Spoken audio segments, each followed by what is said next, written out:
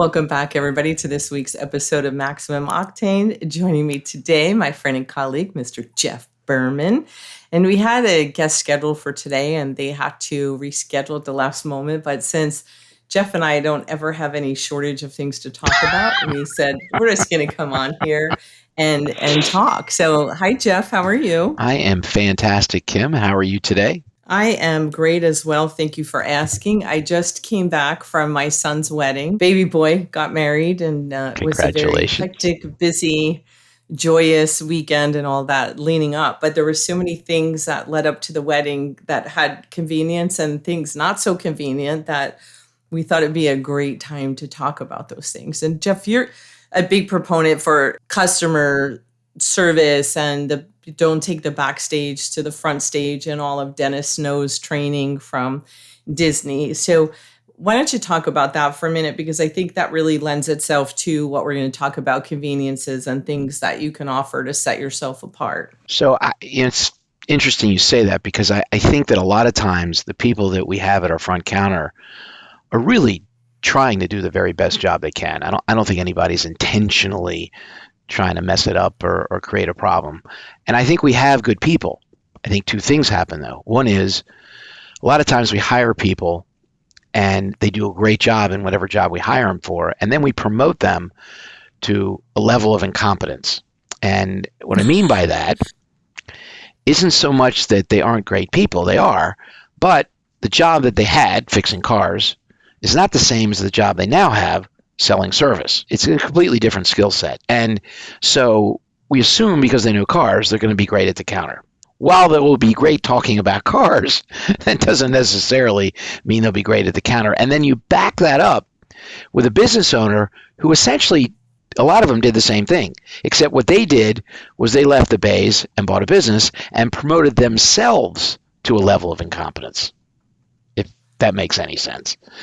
And so now, kind of like me doing the podcast. What's that? Kind of like me doing a podcast. Well, that's how it started, right? We don't know what the heck we were doing, right? So anyway, we probably still don't, but at least this much better than we did before. But that all said, if we don't know how to help them, it's not going to get better. Right. And so there's no training, there's no support, there's no tools, there's no encouragement. There's very little of that.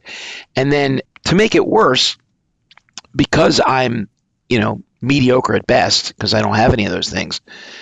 Now, a lot of times there's things outside of their control that take away from this experience. They're doing the very best they can with whatever knowledge and training they do have. But then you have, not to throw anyone under the bus, but let's just say a technician comes to the front counter and has to talk to that service writer about something with a car.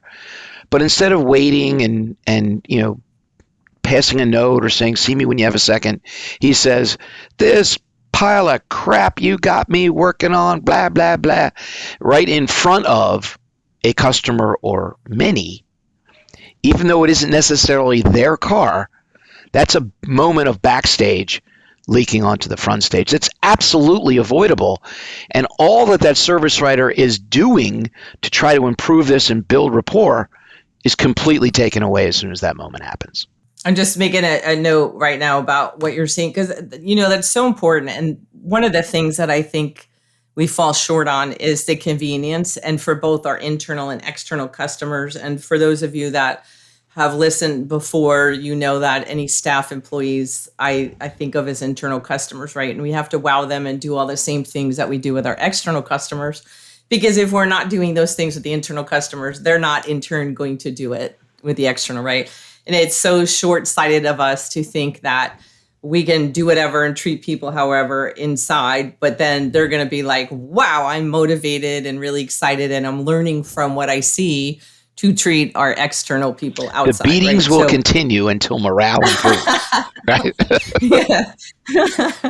So we have to make sure that part of that is the convenience factor. And so just something as simple as what you said with a technician coming up and telling the service advisor this, that, or that. What is the process for them to do that? How convenient are we making them? If they have to fill out 20 forms and send a this and a 2050 flow charts to get the information up there.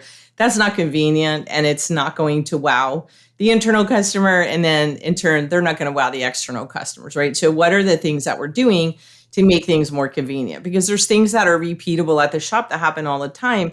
We have to make them as simple and as streamlined as possible, right? So that it's convenient. That's just such a huge thing. And in today's world, whether you're talking about the internal customer or external, it is so hard to find people, right? Internally, we spend a ton of money, a ton of time on marketing, and a lot of the marketing we do is completely incorrect for what we need to do. And same thing, the way we market for internal customers, we can spend hours on that. But what are we doing to attract those people, whether it's internal or external, right? And convenience is such a huge thing. People have problems and we need to provide solutions, and that's in-house and out of house, right? And there was a couple things with the leading up to the wedding. There was some places I was at and other things that I saw, and I was like, this really sets this place apart for it. And one of the things, it's so simple, they had it chargers. We went to Nashville for the bachelorette party, and one of the bars that we were in had a like a vending machine with chargers. And so you could get a charger for your phone for $2 to put it in there. Now, when I think about that, there's times that I probably would have paid $50 to charge my phone because I had to call somebody for a ride, or I needed an Uber, or I needed to call somebody and tell them where I was. Today, we're such slaves to our phones and rely on that convenience there, whether I paid for it or not, if they had a, free or charge, here, you pay for it. That's worth, I can't even tell you how much to me. And I think anybody listening who's ever their phone went dead at an inconvenient moment would gladly pay for that. So I'm not saying for shops to go and put vending machines and charge your customers for chargers. Hopefully you have all of those things at your shop and you're providing that. But that's just something so simple of, what are you doing for your customers that maybe people aren't? Geoff, did you ever have your phone die or go dead at an inconvenient moment? Yeah. So what I learned from that was I bought myself a $30, add-on charger that I keep with me now. That if I'm like when we went to Super Conference, I was on my phone a lot and it was all day and it could easily die. So prepping for that, being prepared, I did something like that. But that doesn't mean I always have it when I need it. And there definitely have been moments where I wished I'd, had some assistance in this way and would have probably gladly spent $2 to get it charged for sure. And I have a bunch of those too. And then ask me how many times I remember to charge them, because then people say don't leave it on charge all the time because you don't want to overcharge and whatever. But just that convenience factor. So what do you have at your shop? What are you doing to make things more convenient? And another place or that I saw, a lot of the gals were out in high heels and were talking about their feet. And I saw them, half of them had their shoes off and walking barefoot in the street because their feet just couldn't. And they in the ladies' room had a machine again and hanging on the wall that had flats, like ballet flats, that you could go in and buy. And you brought up Super Conference. We put up to 20,000 steps a day when we're at Super Conference, I think. Something crazy. Counted it by miles, not steps. I don't know. There's times that my feet are killing me, and my gosh, I would have gladly been like, oh my gosh, can I have that? Now, do we need to sell ballet flats in your shops? No, but just something like that made me remember that place and say, wow, they really did something different. And the other places didn't have it in there. So it really stood out. So you got to think about what kind of convenience things are you doing. Some shops make it so difficult, Geoff, to drop off a car or to pick it up or to pay over the phone, like just those things. Like, what are you seeing with the people coming into class? Sometimes I think we're jaded because we have such good clients that a lot of these things that you're saying, like pay conveniences and all, they have a ton of that. And I don't run into that too often, but I do run into things like, I think COVID is still appropriate to talk about because I think the aftermath of it is a great example of where we maybe were convenient and became less convenient. So as an example, many shops decided to do something that I told them to do for years that they couldn't do or wouldn't do, that now it's like a no-brainer, which is pickup and delivery, right? So during Oh my gosh, COVID, yeah. right? During COVID, pickup and delivery was a big deal for a lot of shops because they had to get cars in. People don't leave their house, and here we are. And the world has changed as a result of that. And so the shops that did that to get through COVID, and now they're through it, they don't need to do it anymore, are in a very different place than those that changed because of it and are still doing pickup and delivery. Because it is a convenient option, and the world is different now. People don't drive as much. People don't go to work every day, right? Some don't go to work at all. They work from home now. So the world is different. And, maybe your customer was one that worked 2 miles away but lives 10 miles away, right? And so maybe we have to adjust that a little bit. But the point is that, and you haven't said this yet, so I'm going to say it. The number one reason people make a purchase is convenience.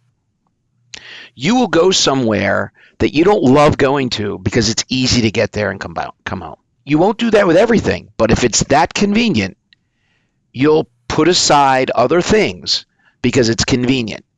And the more we as a business can do that, the more likely we are to see not just the people who we're attracting, but the referrals from that and so forth that grows. Convenience is the number one reason people buy. To be able to do a pickup and delivery, and I'll just throw this out there too, because I think people don't hear it. It sounds like, oh, it's work and I need more people, and all that might be true if we grow into it, but it's easy to start. You just pick one car up a day. It's not that hard, right? And so what I don't think people realize is a couple things. When you do a pickup and delivery, your ARO is typically 2 to 3 times the size of your standard ARO. Why? It's already there. And you could say that about one that was dropped off and you shuttled home, but there's something different about you came. It's like the rule of reciprocity, maybe. There's something about you picked it up, it's already there, go ahead and do it. So the expense usually outweighs it. And the other thing is that most shops will do it, but maybe there's only one that talks about it. This is enterprise rental car, right?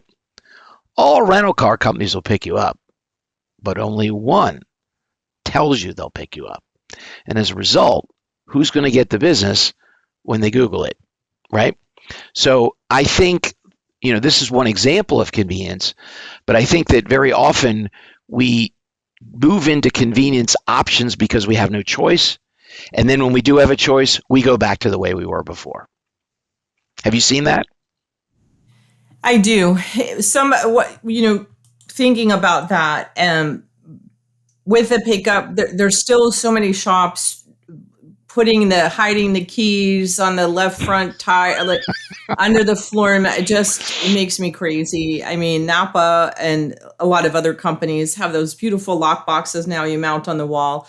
You give somebody the code and they pick it up. If they you use don't the last have 4 one, digits of their phone number for the code, typically. yeah, It's please, easy to if you remember. don't have one of those, please do that. And I'm going to tie it back to this wedding thing, right? So I had to go a couple different Airbnbs going up there and staying at one of them to get the key, the directions. It was like, move 4 bricks and underneath on the third side of the what.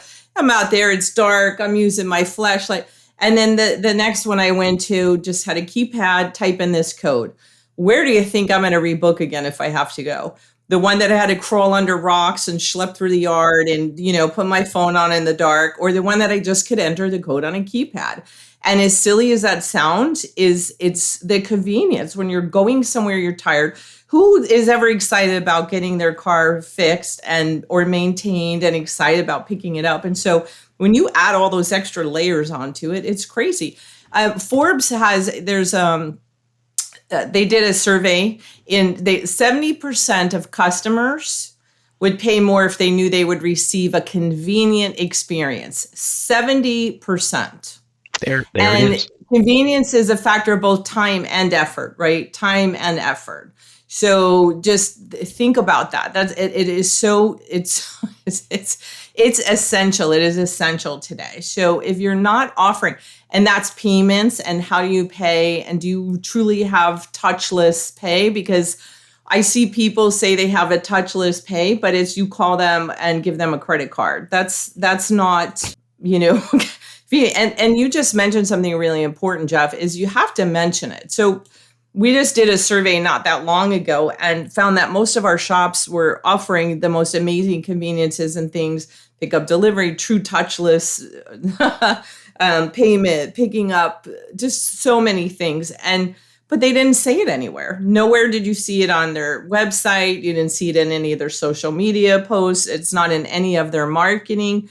How would a customer know how convenient you are and how easy you make it for them to do business with you if you're not telling anybody? Well, they can read your mind, right? Well, I know everybody should be able to read mine. I'm going to tell you a great story that's going to help make this make sense to anyone who's, right? I once was on a phone coaching a client many years ago who was a tire store, it was a Goodyear store. And he was back and forth doing stuff while we were talking. He was short staffed that day, and he put me on hold to answer the phone. He comes back and he's frustrated. He's like, geez, if I had a nickel every time that happened, I wouldn't have to be here anymore. And I said, what happened? And he said, the caller just called me and asked, do you sell tires? Goodyear store. Right? I mean, it makes no sense, right? How could you be on this planet and not know that Goodyear sells tires, right? And to that point, people don't know what we do.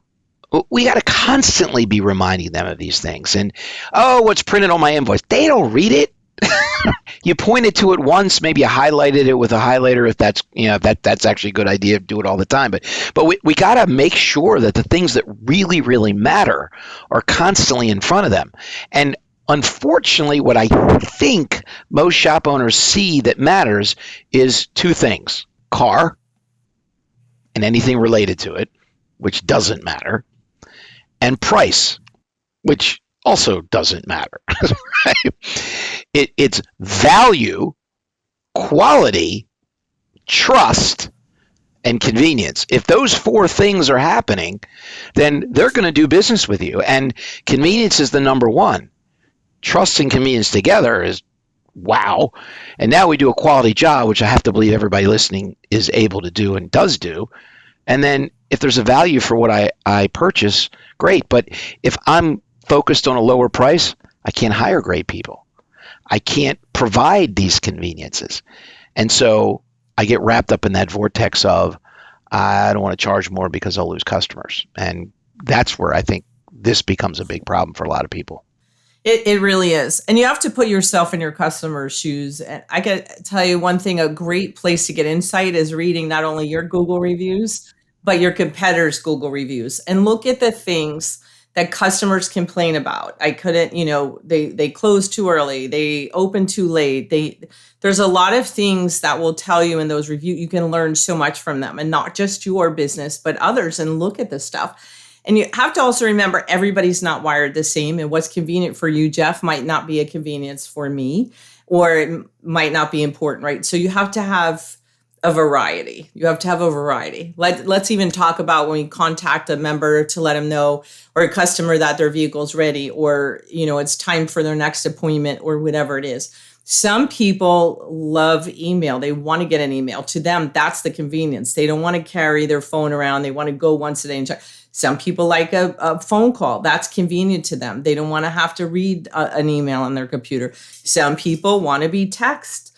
You have to ask your customers, and that's what's so important about the walk around that a lot of people don't do, which is insane. You have literally a crystal ball giving you an insight into, but that we could spend another episode on that. But there needs to be choices, because convenience, like anything else, is an opinion, and what's convenient for one person might not be convenient for another one, right? So we have to understand that. And we understand that by asking our customers questions, and out of curiosity and really listening and asking them, how do they want to be contacted, what's important to them, what kind of services are important to them, which ones would they like to take advantage of. But they won't know any of it unless you tell them what you offer. And so especially on new customers, you want to let them know, here's some of our options, here's some of the conveniences we could provide for you. What's important, right? What's important to you? A lot of times conveniences don't really cost us any money, right? No. I mean, you talked about the shoes in the machine and the chargers and, loaner cars and all. I mean, there are a lot of conveniences that do cost money, but there's many that don't. So, for example, you talked about reading reviews and your hours that you're open. You're not spending any money to change that. You might have to make some maneuvers to make it happen, but that doesn't really cost us any money. What about things like here's a good one. If you read Google reviews of competitors, maybe even of your own, but it might say something like, "I didn't get called. No one informed me what was going on. I had to call the shop 3 times to find out what was happening." That's not a hard fix, and No. it is a convenience. I mean, it's all how you look at it, right? To you, that whole thing with the flashlight and, moving the bricks and all that stuff. What? When someone else is just like, push this button and here you go, right? Or scan this card, here you go. How hard is it to have a process in place to where a customer gets called once or twice a day just to keep them informed, right? How would anyone listening, how would you feel if you did business with a business that did that for you? Doesn't cost a company a lot of money to do, but it changes your perception of how on top of things they are, how organized and detailed they are. I mean, doesn't that transfer to what happens in the bays when you have my car? I mean, I don't know that we think about those things because I think our head gets wrapped up in that dirty 3-letter word, car, right? We're too focused on doing the work, and we're not focused enough on how to get it through so the customer feels good. The car doesn't have a personality, right? The car doesn't spend the money. And I think too often we forget we're in the people business, not the car business. The cars are just what brings the people to us. One of the things years ago when I was actually a client of ATI, I was in and Chubby came in and talked to us, Chubby Federick, who founded ATI, for anybody that doesn't know. And he told a story, and his mom, it was like his mom moved somewhere or something, but she had to bring her car somewhere. So Chubby called a bunch of places, reached out to all his contacts in the automotive world, said, where should I take this, have my mom take her car? I'm not there. It's my mother. I want to make sure she's taken care of, whatever. They found a place. Chubby called, said, this is my mother. I just need, if the vehicle needs anything, you call me. She's going to be out there driving alone. She's going to be whatever. Let me know of anything it needs. I will take care of it. The mom went. They were nice. They fixed her car, did whatever. She left. And on the way home, she got a speeding ticket because the brake light was out. So Chubby was furious. And he called them and he said, I sent you my mother. He didn't say anything about the car. He said, I sent you my mother. And that's what you're referring to, right? Like those are people. So how do we make it, yes, we want to fix the vehicle. Yes, we want to do all of those things, but people are entrusting us with their selves, their children, their spouses, their parents, their cousins, their friends.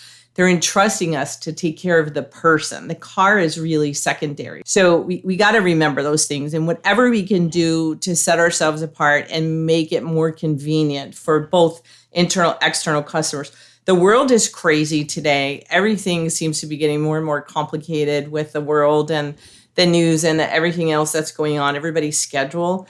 It is truly a gift to be able to give somebody some kind of a transaction or something that is convenient, that's seamless, that's smooth, that can help give them back time in their day and help relieve a little stress. And so you have to make a commitment to convenience, right? Like this is not a just, oh, maybe today we do it or everything just clicked into place. Like you have to make a decision and say that our business is going to be about providing convenience to the people that we're serving, and everything stem from that, right? Because if you don't have that, there's too many places people can go, and people aren't really as loyal as they used to be because they can go all over, they Google, they do whatever, and they pick a place, right? So what are you doing to set yourself apart? And if you really care about your customers, that both internal and external, you're going to want to make their life easier, their job easier, their day easier. It's truly, truly a gift that we just forget about. I'm listening to you, and all I can think about is how many business owners out there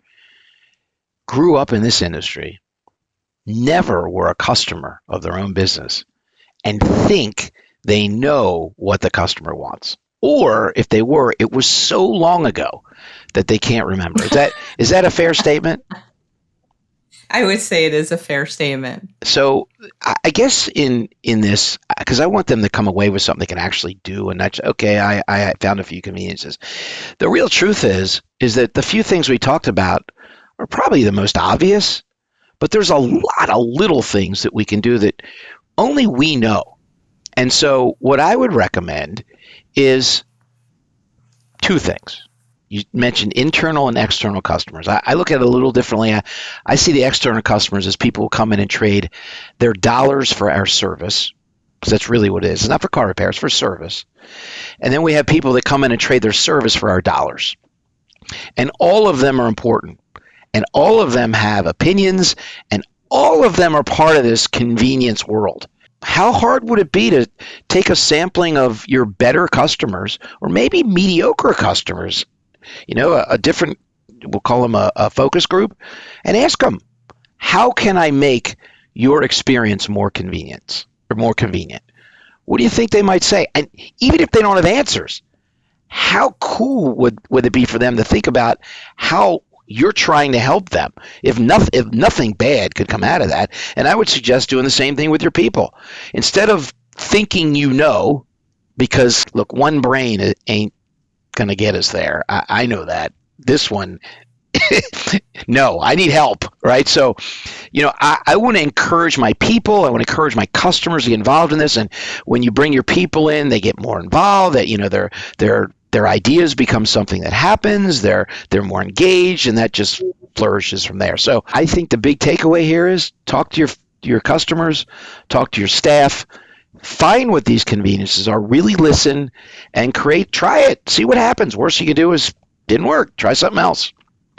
What do you think? Yep. And that's fantastic. And so I had on my list about even using SurveyMonkey, just send out a survey. All of you have the capability to send emails to your customers. And instead of them always being about your car services, do your this or that, how nice to send them something that isn't about, hey, come spend money with us, but how can we make your life easier? What can we do for you? And by doing those surveys for both the internal and external, you're going to understand, and it's going to become very evident and clear that you have to have more than one thing, more than one choice, because people are different. And right now, I think probably, at least in my lifetime, there's more of a gap between the generations than there ever has been. Of how people think and look. And we have people now that are grown-ups that never was living without a computer or cell phone or internet, right? We have people that still don't get on that. Like there's such, even technology-wise, a gap. So we have to be mindful of that. And everybody's not the same. So, and social media. Use social media. What a great conversation to post on Facebook or Instagram or anything else. What could we do to make your you could do a contest, your experience, right? And some giveaway. Do a contest. Love that. Do that. So really important to listen and to know there's more than one thing. So you have to appeal to more than just one person. And as Geoff pointed out earlier, stop thinking you know it, because your opinion is probably very different than other people, and not everyone thinks like you.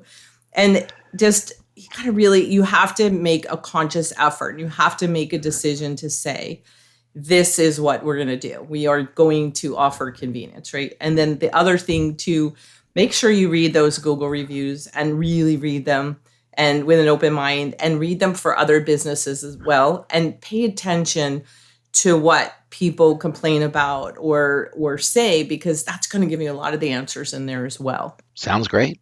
You wrapped it up real nice. Got a little bow on top. Real nice. Pretty. I wrapped it up real nice. So it was a good zhuzh. You zhuzhed it up at the end. I zhuzhed it up at the end. So Listen, John Taffer, the Raise the Bar. If you haven't read Raise the Bar, it's a fantastic book about customer service. And I think I've talked about it on here before. One of my favorite quotes I've ever heard of anybody in business is that he said, we're not selling whatever goods or product, we're selling a customer reaction. And whatever product or service we sell, that's just the vehicle we use to get that customer reaction, right? And so when you think about getting a great customer reaction, what better way than to go through the convenience thing to give them a gift? I really invite you to look at it as a gift. If you care about your customers, both internal, external, helping their life be just a little bit easier, a little less stress, a little more convenient. It's a gift, and really look at it that way. And I think you'll be open to a lot more. Would you agree, Geoff? I would. You maybe even take that a step further and say, what in your life as a consumer, because we're all consumers, when we go into any service business, what are the gifts they give us, right? And how can we take those gifts, maybe modify them a bit to work in our own business? Because look, there's no new ideas out there at this point, right? It's all. Everything you said the at the beginning, right? The shoes vending machine and we're repurposing ideas from other places. We're learning from where we are. If we put on that hat and we pay attention, there's tons of stuff out there that we can, as I say in the marketing class, swipe and then deploy in our own business. And look, convenience is just one of those things we can swipe and deploy. There's lots of it. Absolutely. We all experience it. You mentioned hours earlier. How many shops I hear, like, they're all trying to get out at 5:00, and somehow we expect everyone to leave their job early, come and pick up the vehicle, make sure they're not available, just so everybody can leave by 5, right? Like, that doesn't. So if you have a lot of customers who are always running to 5:15 or 5:30, maybe we need to look at adjusting the hours for convenience, right? So to take some of that pressure off. There's just so many ideas. There's so many wonderful things that people offer in their waiting rooms and rides and different things, training online, just a lot of things, but you got to pay attention to it. But you got to make that commitment. You got to make that commitment to say, I'm committed. We're committed to convenience. And just think of it like that. Well, thank you, Geoff, for joining me today. I always love hanging out with you, Kim. It's fantastic. We have a ball. Have a wonderful day. And everybody else, stay safe and make good choices, and just keep learning, and give the gift of convenience this week.